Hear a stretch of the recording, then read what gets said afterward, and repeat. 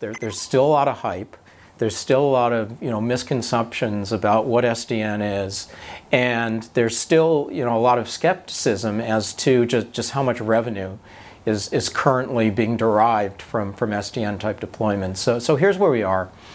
We take a very measured approach, and we look at what are the business drivers and how do we as a company address the business drivers. And so I look at three fundamental areas. One, manageability and programmability. People want their networks to be more flexible. They want really increased velocity in terms of how they deploy network services. Second, they want to be able to virtualize. For example, if you're a large company, a large manufacturing company, you may have different business units. Or if you're a hosting provider, you're going to have different enterprises that are your tenants of your hosting facility. And then thirdly, you want analytics. You want to know what's happening on the network. You want to be proactive in understanding whether there's security issues or whether there's application performance issues. And really, there's a fourth thing that I forgot to mention, and that's better visibility and manageability between the layers. We have this concept of the physical network, which some people are now calling the underlay. And we have the virtualization layer, VMware being the best example, and a lot of people are calling that the overlay. And then we have the application tier.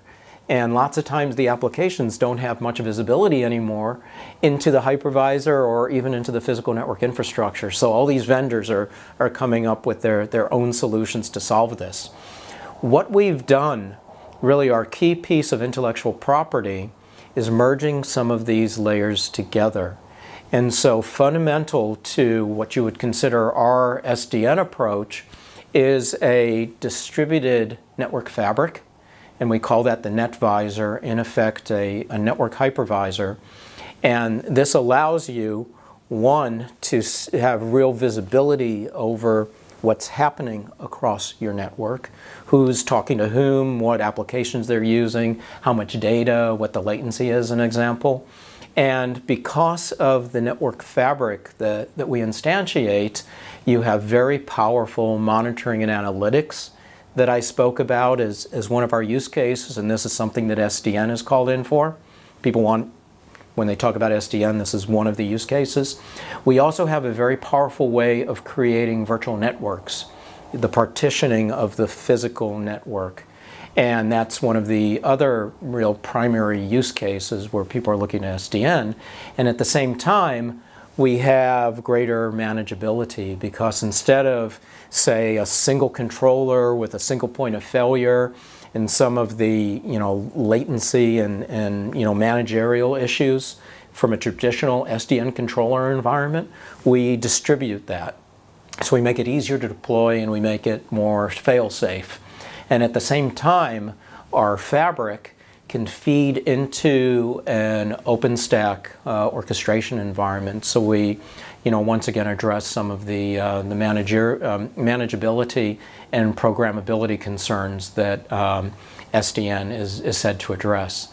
So, taking a step back, it's a very, measured approach. What are some of the issues that SDN is seeking to address? How do we uniquely solve it with our Freedom Server switch?